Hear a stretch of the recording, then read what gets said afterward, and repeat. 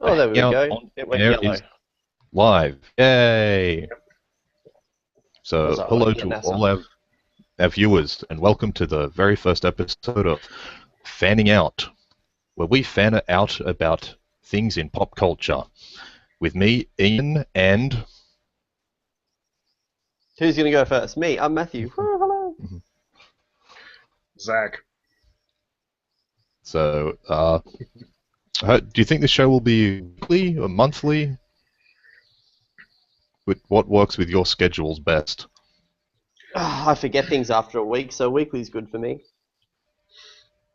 Yeah, weekly's good. Like on the weekends, because usually from Monday to Friday, I usually have a set sleep schedule. So Yep.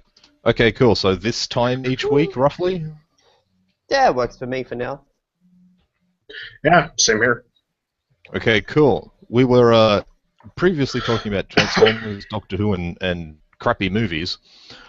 But All at in a once. hangout, well, one after the other, in a hangout because I wasn't sure about the whole hangouts on air thing. I've got that my friend James, who Maddie also knows, helped me out with that, so I figured that out, and now we're here and live.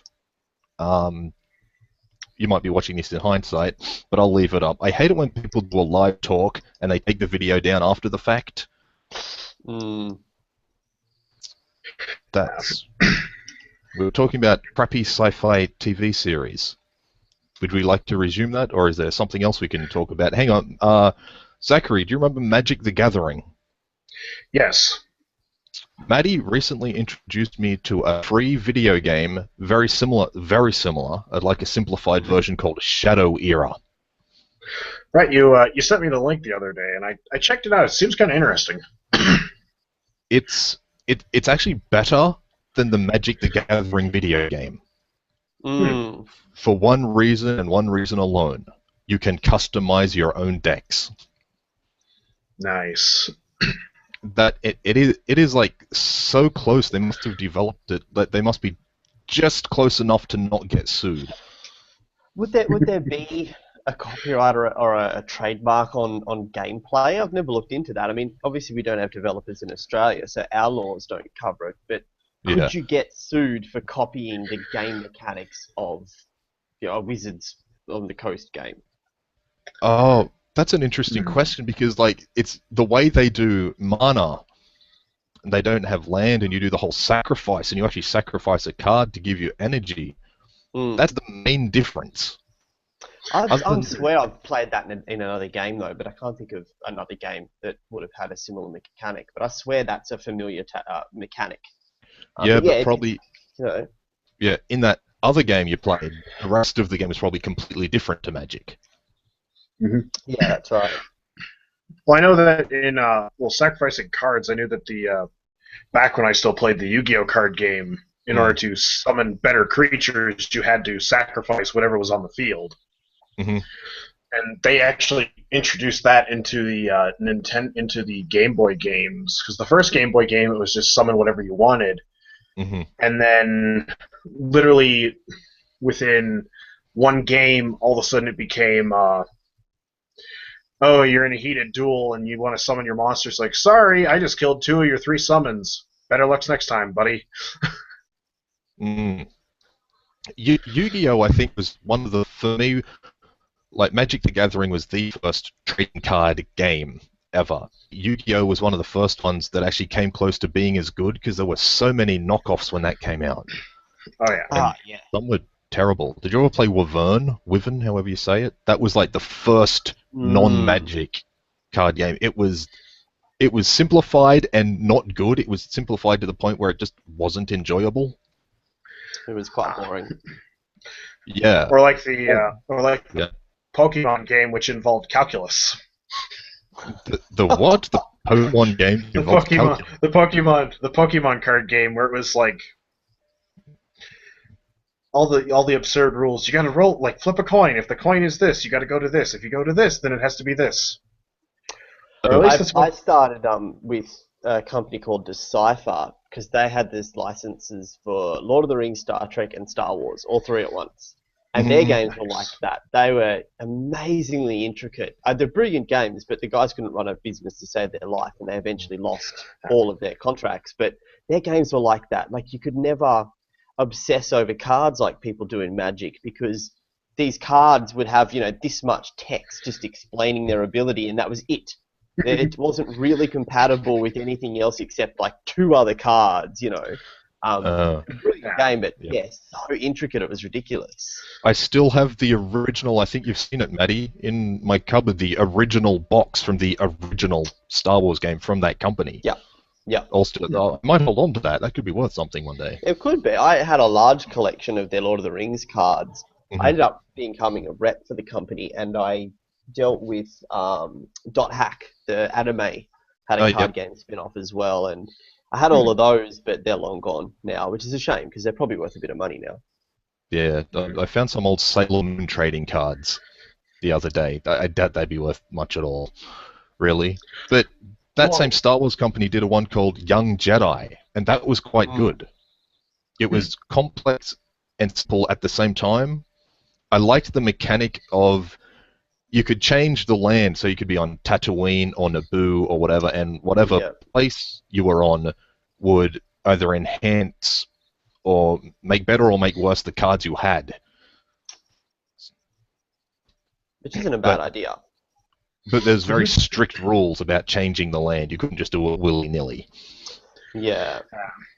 Yeah, I know that Yu-Gi-Oh's mechanic was kind of broken in that regard, because you had those like landform cards where it's just like, oh, well, like, I want it to be a swamp, and then like, aha, too bad, mountain range. Yeah. Yeah. The Royal had a list, and not a list, but like a path, and every turn the players got to alternate putting down a location, and you walked through the story, and the locations had an effect. So you couldn't change it, but you didn't know.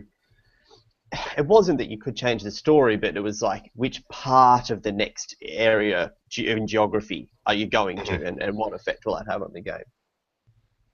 Okay, that's interesting. So you could almost get a story out of that. It was story-based, yeah, and it was also deck contained fellowship as well as bad guys, and that was a constant thing in their game as well. It was always a mixture of 2 sides. You played 2 simultaneous games at one time. Okay. That must have been interesting. Yep. Yeah. This new game, Zach, that Maddie's linked me to, Shadow Era. I think is Shadow Era the name of the whole thing? Because I looked at the site and there's a whole bunch, or is that just the current expansion? I'm not sure. I would assume that's the name of the whole thing. Because it's also a physical game. You can go and buy the actual things. And that makes me wonder, you buy that, and then there's an app where you take a photo of your card, and that adds your physical card to your virtual collection. Huh. That would make sense to me if that was possible. Or at least get a digital version when you purchase it, so you could use it in both mediums. Yeah, like have a code to put in. There was a Japanese. It was based on some was it Digimon? Or there was some card game where you actually did that. Oh, I remember what it was. Do you remember, Maddie? You came over and played it once, and it was so complicated. Ah, yes. You remember it? And the one point you had on that game was destroy your darlings. Yep. So, in other words, every tiny little thing that they loved about the game, they put in, and it was just really, really complicated. Yeah, they couldn't restrain themselves. Yeah, like in my turn, I would do something, then you would do something, and I would do something. It'd be like 3 turns in one turn, and you'd get confused as to whose go it was. I've still got those somewhere. That they will either be worth nothing or shitloads. Depends where you go, yeah. Yeah. No, I think they're still in the boxes, so they're still in good condition. So the conversation has died. Will we move on to a new topic? What else have we got on the plate?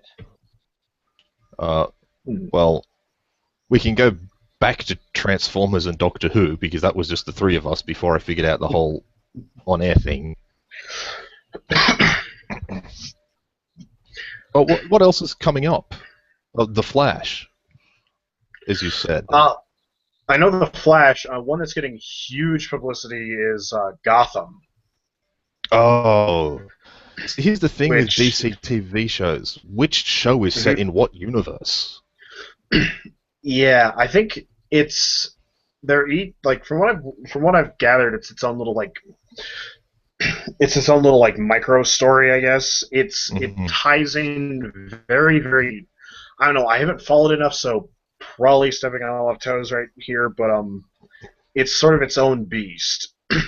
Yeah, okay, so it's separate to the Arrow Flash universe. Yes, it's actually complete because DC is like micromanaged by a whole bunch of like other studios. Oh, that sounds painful. Yeah, it's kind of like with Marvel, how you have Marvel movies that are released by Sony, Fox, and now Disney Corporate Overlord Studios. Yeah, that's more contractual though. Yeah, and so it's like all the properties are parsed out, and I think it's which so that way they reminds me. Go. I think it's so that way they can cover more ground, and so that way it's not like one network couldn't come forth and claim, oh well, they're hoarding all these shows. Why can't we have our own? Because they have all like they're the DC they're like they have the Batman TV show, the Superman, like the Arrow and the Flash show, and I can see that going if Channel 2 or the CW it's called now, if they held all that, because I could just see that happening. Like, why don't we have this? Like, they're stealing our viewership, whereas now they can have you watching like all the really hardcore DC fans. Oh, I'm watching Arrow on Wednesday nights, but then I got to go over like Thursday night and I got to watch Gotham on Fox, and then you got all these ads for like whatever horrendous show is being produced now. So I think, speaking of DC, next year or the year after, we're getting Batman v Superman: Dawn of Justice. Ouch. Yeah. Here's a funny thing. That title, that's the official title, came out about a week after I tweeted Zack Snyder and said the next movie could be called Man of Steel 2: Enter the Batman, which I think is a better title. It sounds like a porn name. That's terrible. Which is great. But anyway, I think yes. Anyway, as I think Andre the Black Nerd, if you follow him on YouTube, or was someone of his caliber, said, I don't want this new, or was it Alpha Omega Sin, this new Superman film with Justice League just shoved down our throats. Yeah. And like watching... Go. I actually saw that. I caught this thing. The cast is huge at this point. They're planned cameos for like Wonder Woman, Green Lantern, the Atom, all these characters, and I'm just like, I thought this was a Superman movie. Yeah. Speaking, they have, I think, confirmed casting for the Atom. It's a Superman route. It was Brandon Routh who played Superman in Superman Returns. So it's he's actually a consolation prize. Yeah, I guess. He's actually going to be in Arrow as the Atom. Oh, okay. Yeah. Wait, so is the Flash from the TV series going to be the Flash in the movie? If things are working out, because they're trying to do some copyright litigation that would actually, the Arrow, as he appears in the TV show, is the Arrow that would be in Justice League. Okay. So it'd be interesting to see, especially considering what they've laid out before us. But I mean, they've already done. I mean, do you remember the Superman animated TV show and the Batman animated TV series from the 90s? Yes. They actually did the Batman Superman episode. Oh, cool. And it was yep. And I remember they marketed it for like 3 weeks straight. It was like countdown to like Batman Superman meetup, and it was like advertised like mad on WB Kids, and it was just like Superman's finally meeting Batman, and it's gonna be like animated, and the Joker's gonna work with Lex Luthor, and it's gonna be really awesome, and they made it work, and if I remember correctly, they had, because I'm kind of curious, because having seen that episode and remembering it so fondly, I'm kind of curious about this movie because I remember the plot for that was Bruce Wayne was in Metropolis because he was like doing some business stuff with Wayne Enterprises, and he had this Wayne Industry. It's been a while, where he was doing all this like corporate stuff, and he just happened to be there when like Lex Luthor enacted some really horrendous scheme to try and kill Superman, and he saved Superman. Right. And then the Joker shows up. The Joker shows up, and he's just like, "What you need is like a real plan." And there's actually a moment where Lex Luthor is like talking, like at the very, very end. It was a two-parter, so it's like 47 minutes long. At the very end of the second part, Lex Luthor looks at the Joker and basically realizes, "What are you doing?" He's like, "We're going to kill everyone in Metropolis." And he just goes, "Why?" And he goes, "Really? Really?" And like, I think he actually calls the Joker insane, and the Joker just kind of goes, "Well, duh." Was that Mark Hamill's Joker? Yes. Fantastic. Yes. And so we actually had...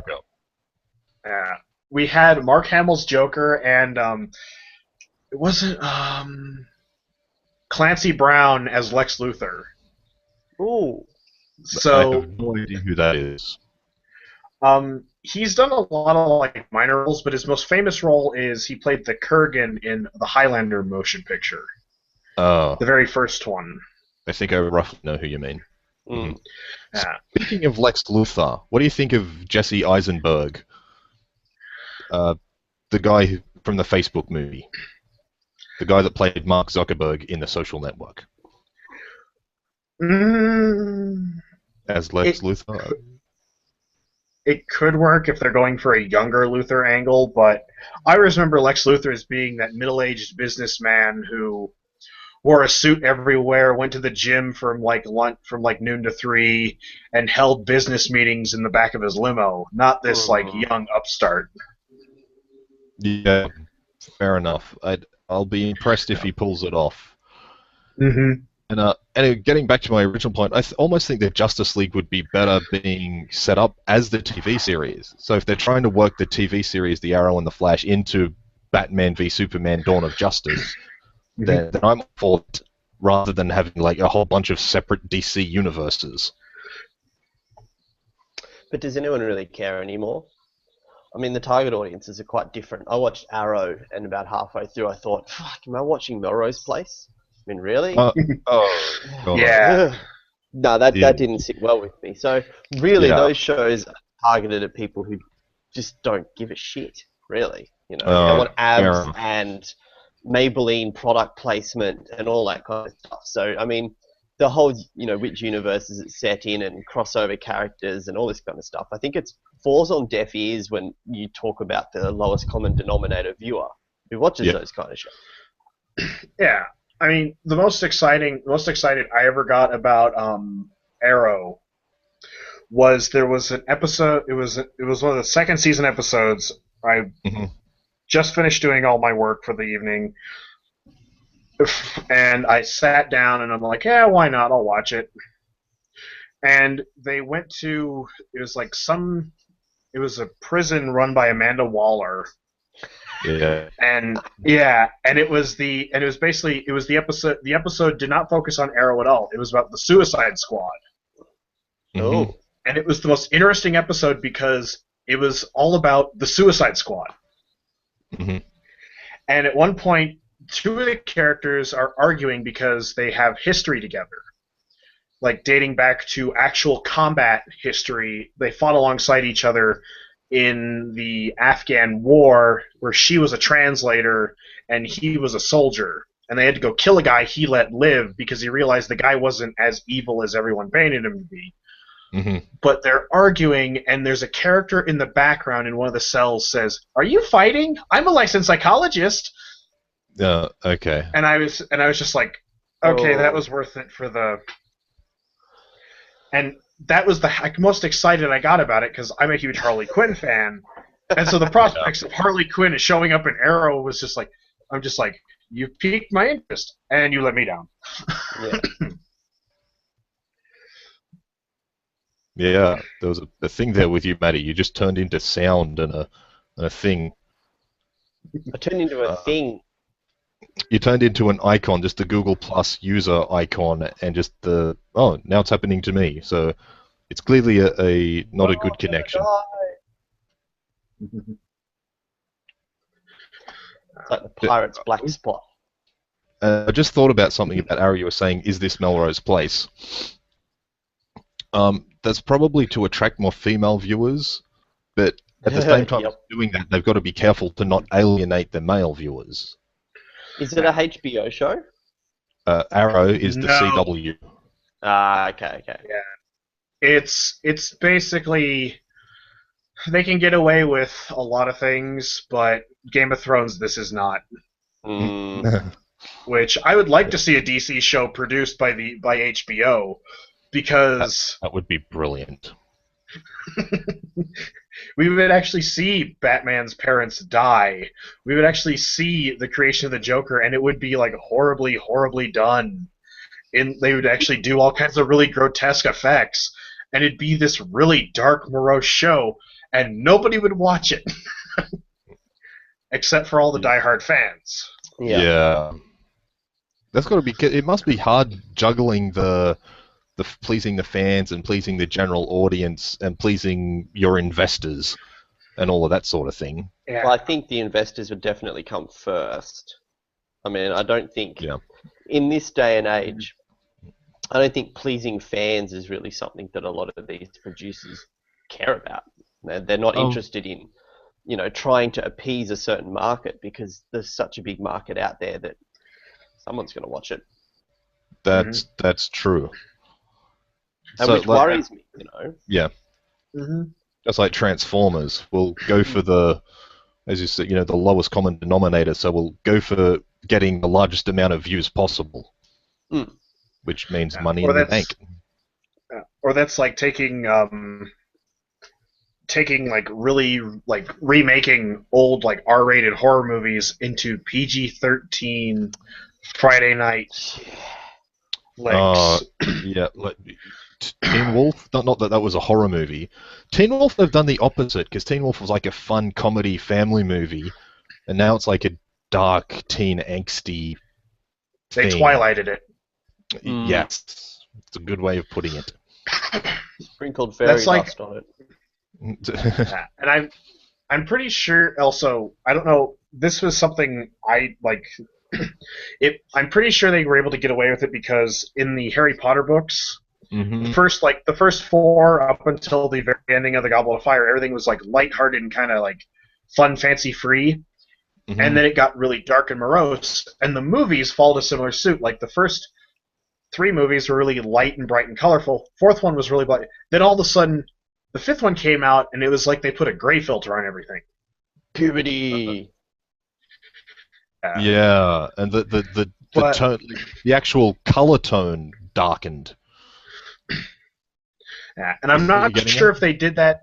Yeah, I'm not sure if they did that to capture the tone of the books, or because Twilight was released in between Goblet of Fire and Order of the Phoenix. Okay.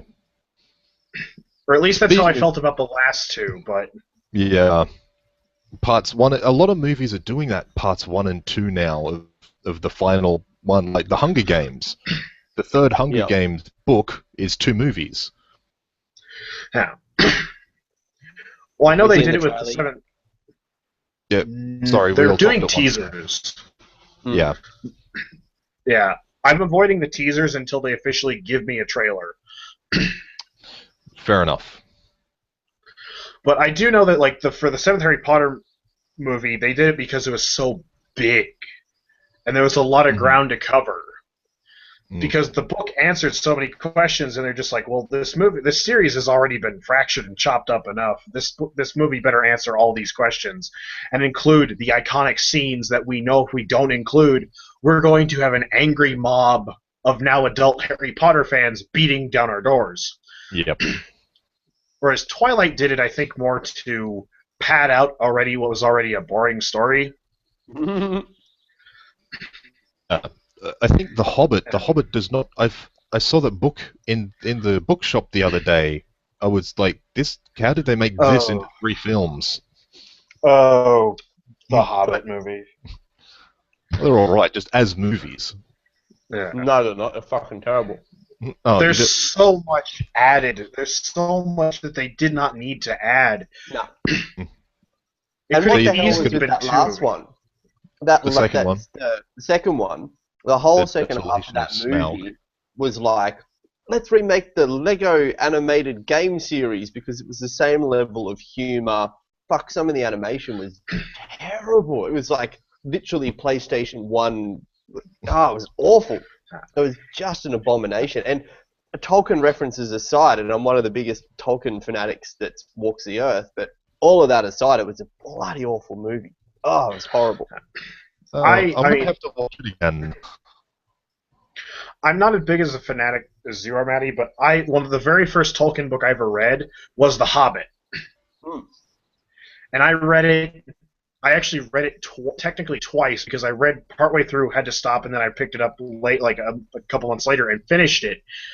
And I just remember, I love the book. I love the story. The humor was really subtle in the book. The humor was there in the book, but it was really subtle. It's very. And it was more. Yeah, well-educated, and it was more British humor. Yeah. And then it was just like, okay, they made the movie, they made the trilogy, and I'm like, okay.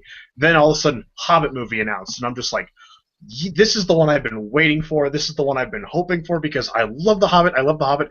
I go see the first one, and I went like this. That wasn't in the book. I spent the entire movie going, that wasn't in the book. That wasn't in the book. That definitely wasn't in the book. Like, why are you here? You're dead. Yeah, it was. Yeah, you're telling me that's gone wrong. The Hobbit could have actually been just one 3-hour movie. It could have been a 2-hour movie.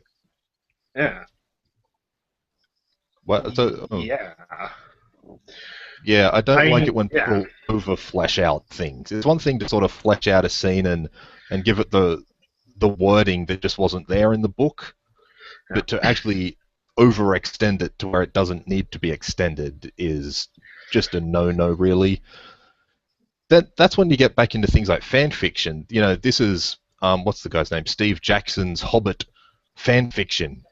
It's The Hobbit as retold by Peter Jackson. Well, retold by his wife and best friend. I don't think he had a lot of control over what went into the movie. If you've ever seen the behind the scenes, he's a wit, you know. Yeah, okay. I think it's that he also, like, a bunch of major studios for like the last several years have tried to get the rights to the Silmarillion. And the Tolkien estate has said no. They've told everyone no. You cannot have. No one is having. No, there will never be an adaptation of the Silmarillion because the Silmarillion cannot be adapted properly. Right. And why can't it? Jackson, to skirt around that, they've been basically taking things from the appendices and sticking it in there. Right. Like the White Council. Yep. Because I remember in the Hobbit, in the book, Gandalf would just disappear. And the dwarves, like Thorin particularly, and Bilbo would complain loudly to each other that Gandalf had disappeared again. And they're all just like, well, where does the wizard go? And it's like, it's wizarding business. We have no need to meddle in it. And then Gandalf would show up again and he'd be like, hi guys, I'm back. And it was like, and it kind of painted this impression that Gandalf didn't really care. He just kind of was just like, he was just kind of like the guy with he was just kind of like the tour guide. And on your left, you'll find orcs. And on your right, you'll find goblins. Right. I see. So and where in the movies they actually showed what he was doing when he was off and away. Yes. So you're saying they didn't really need that. Because they might have been arguing that the audience would have been sitting there watching, oh, where's Gandalf? Where's Gandalf? Where's Gandalf? But isn't that called a character arc? Like, Yeah. you're not supposed to be, this is what he has for breakfast, and this is what he's on at 11 o'clock, and he likes to go potty at 12:30. You know, I mean, there's got to be a little bit of mystery surrounding this guy. And what's wrong with saying, you know, he's this lovable old man who's all wise and sending these people off on this great adventure, and then he just buggers off. And you're all just sitting there going, what a jerk! And then he comes back later and saves the day, and you're like, oh, he clearly had something that he had to do that was super important because he's back now and he's like, woo. So, you know. Laundry day. Where's all that? Where's all the fun and, you know. And actually seeing every little thing. Exactly. Because I remember, when I first went and saw the movie, I'm sitting there at the Hobbit, the whatever the hell it was. I'm sitting there watching it, and I'm just sitting there, and I'm like, they get to like the dinner scene where the dwarves are there, and I'm just like, yeah, this was sort of what was in the book. It just highly animated it to make it a little bit more cheeky and fun. And I'm just like, all right. And then Gandalf disappears, and they show him, and I'm just like, question. And it still irks me that, and I like how they did a roundabout way, was that I remember in the original trilogy, in the original trilogy of films, they said Sting glows blue for orcs. Mm. And then in this one, he said it glows blue for orcs and goblins. And that's the one thing that has still irked me to this day. And this is just me. No continuity. Yeah, completely fanboying out, but it's only goblins. Because I remember that from that book, because it was one of the creepiest scenes in the book, was when he's fighting the goblins and he vanishes into the cave, and as the goblin army passes by him, the sword glows blue, he gets a glimpse of the lake for a second, and then the sword just goes completely pitch black, and he's sitting there in the dark just kind of like, where am I? Yeah. Well, go right ahead and fanboy out. That's what this whole show's for, so... I think the age of book adaptations, comic book adaptations, has stalled a lot of our storytelling. And as much as I'm a Tolkien fan, and I have absolutely no problem with the Marvel and DC universes on screen, I honestly think, and I mean, even, you know, I'm over it. It's got to stop. And in a way, this is going to sound really bad, but I'm so looking forward to Episode 7, Star Wars. Because it's not going to be a rehash of a book. It's not a 50s television show they're making modern. It's not going to have some buxom Californian actress in the lead. It's just going to be a new story that we have no clue what's going on. Everybody's just absolutely wetting their pants trying to guess what's going to happen. And that's what movies should be. Mm-hmm. Yeah, it's like, have you seen the trailers for that movie, Lucy? Yes. But that's the movie, isn't it? Are they actually making it longer? Because I'm pretty sure there was like a beginning, middle, and end, and everything in that trailer. Yeah, I think there actually are. I'm pretty sure it's going to be a lot longer, but I'm curious. I hate when trailers overshare. Mm-hmm. Yeah. Sorry. I know, like, old trailers, like, if you ever watch any of the old 70s trailers, they show almost the entire movie. Like, There's actually a really, really fantastic trailer, really fantastic movie, The Seven Faces of Dr. Lao. And the trailer for that movie is 3.5 minutes long, and it shows you the ending of the movie. Oh. Like the actual ending. The actual, like, it's like, all that was missing was the end. And I'm just like, what? Well, the thing is, from what I understand, sort of audience psychology is something that's only sort of very recently, since about the mid-90s, being understood. Because back then, they just made a movie and put it out, and there you go. And it was only the sort of business side they looked at. Then they started looking at, audience psychology, what motivates a human being to want to be in the audience of that film. Mm. And I think that's something... I think that's something that will change over time because each generation is different, brought up with slightly different generational values and things. Yeah, I mean, if you even just look at the marketing as far as like poster, like going back to Transformers, the first Transformers poster wasn't it just like Optimus Prime? Like the first teaser poster was Optimus Prime's face, Yeah. and so it was just like, oh my god, Transformers. And then the second one was like that big elaborate like montage of all the characters standing there. The third one was that weird looking gray mess, and the fourth one, him riding Grimlock, and it's just like, and it's sort of like, how do we get the people to come? Like, well, the first time, oh wow, Optimus Prime. Second time, oh wow, huge cast of new Autobots and stuff. Oh wow, big fight scene. Fourth one, oh my god, he's riding a dinosaur. Yes. Can I just say, I was very disappointed in what I was okay with the approach of the Dinobots in the film, but how they used them in the film, and they didn't show up to like the last epic battle. Very disappointed. That seems to be a thing of Bay's just style, is that the most like the one of the most crucial elements shows up in the last 10 minutes. Yeah. Although I will say, and I've said this before, strictly from a directorial standpoint, I think this is actually Michael Bay's best film. You're not the first person who's thought that. You ever seen The Rock? I haven't, actually. Maddie, have you seen The Rock? Like when it came out, but I don't remember any of it. Yeah, it's actually my favorite of his. I mean, I'm not gonna lie, I do like some of Bay's films.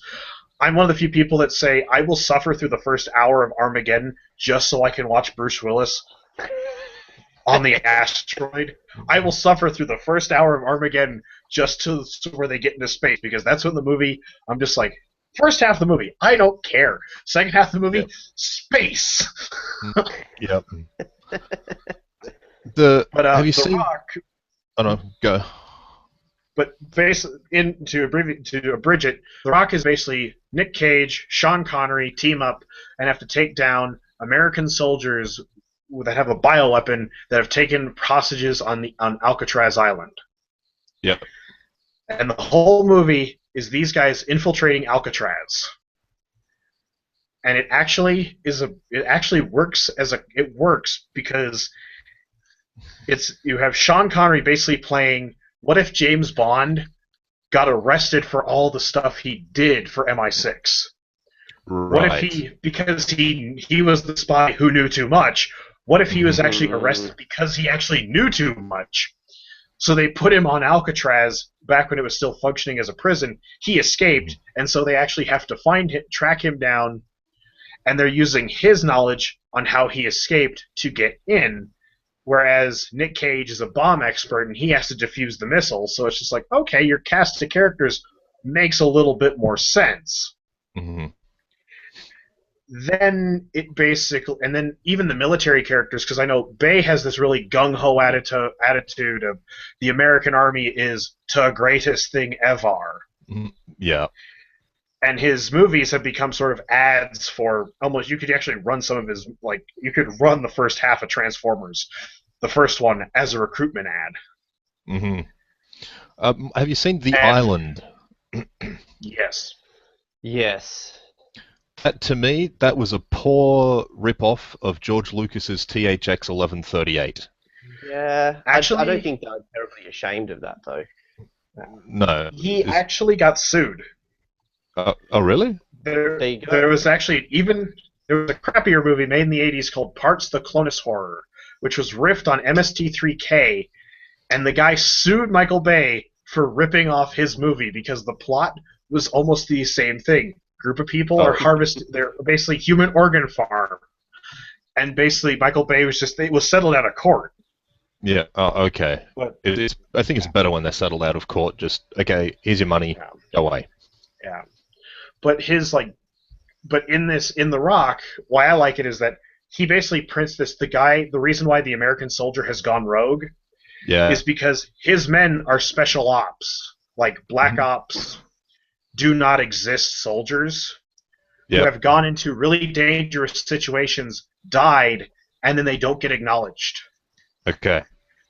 Their families aren't getting pension, like military pensions. They're not getting proper burial. They're not getting like the honors that they deserve.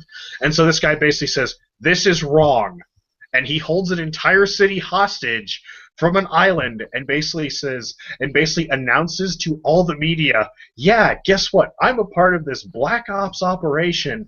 My men have been dying in combat, and they're not getting the proper recognition they deserve from the United States government for the service they've done."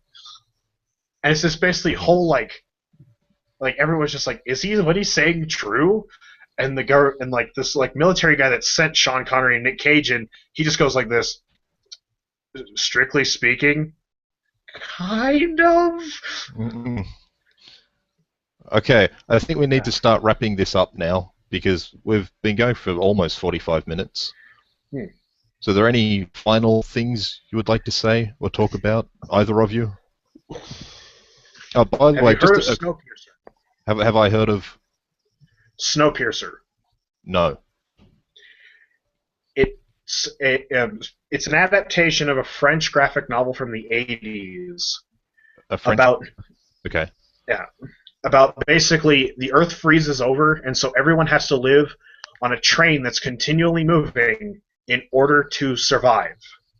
Nice. What's it called? Snowpiercer. It just got released in the States. It's getting a wide release soon. Okay, I'll have to check that out. Snowpiercer. It's from the director of The Host. Not the sci-fi, the Korean movie The Host. Oh. And well, I'm much more interested now. Yeah, and the guy who played the girl's father in The Host, he plays the one of the lead characters. And it also features Chris Evans, not as Captain America. Nice. And every time I see him in the movie, I'm like, oh, that's Captain America. He actually, in this, there is an entire scene towards the very end of the movie where he tells this really horrendous story. The camera stays right on his face the whole time. I think maybe it cuts once. Oh, okay. It cuts once, but it's basically him telling the story. There's no music. All you hear in the background are the sounds of the train as he's telling this story, and it's just like, and I'm just like, holy crap! Like this is really. He's actually acting. Yeah, and he's actually like legit. Like he's actually like there's a part where he has to decide whether to save his lieutenant or attack this guy, and when he makes the decision, you can kind of tell he knows he made a poor decision. Like you can tell on his face. Like there's actual facial acting in this. Okay, I like it when the actor can do it, because sometimes you see shitty acting and it's up to the score composer to save the scene to emotionally manipulate the audience. Yeah, this is what you're supposed to be feeling through, brass or strings or whatever. But yeah, the guy who played the father in The Host, he is by far one of the best characters in the entire movie, just because of how he acts. He acts so, like when they first find him, he acts so nonchalantly, like, "Yeah, you just broke me out of this quarantined area. I don't care. What's in it for me?" And there's also a really fantastic scene where he pulls out a cigarette. It's been 17 years. There are no cigarettes anymore. And he smokes the cigarette, and everyone leans in close to smell the smoke, and he throws it out, and you see the mob of people rush to grab the cigarette. Wow. And it's darkly hilarious, just because this would happen in the apocalypse. Yeah. Okay. Any parting words, Matthew? No, I'm good. I vented plenty, and I'm sure there'll be plenty more venting next time. So. Yep. Okay. I probably should have mentioned this at the beginning. Maddie's a musician, and Zachary is an architect. Ah, very good. Yep. We'll build the world's tallest guitar. Well, if Frank Gehry can build a building that looks like binoculars. That's right. What's stopping us? Right. Yep. All right. Thank you very much, audience. Thank you very much, Matthew and Zachary. And we'll see you hopefully roughly around this same time next week-ish. Sounds So good. thank you. I like it. Yeah. Okay, Have a so good week, everyone. as with always, that is all. Thank you very much. Goodbye.